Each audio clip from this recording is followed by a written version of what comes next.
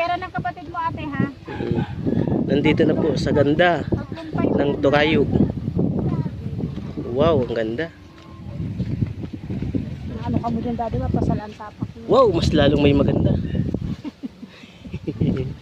Wow, may isang gwapo. Ang kawala. Diyan mururot na nga ni. May mas lalong maganda. Sa kanya lang daw. Sa kanya mo lang daw yan. Akitin pa namin. Oh, yan lang. Merry Christmas. Dati nag-ahampon. Nag-uulan. May bubong yata doon. Ahampon, mayo. Yabay na? Wala doon, may buhong doon, wala. Meron. Meron. Meron doon.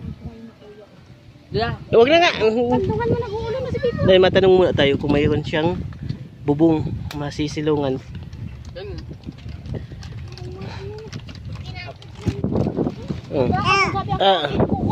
Teka lang, tanong mo daw, anak. Papa, papaksa pala rin mo ang pagkakapit mo.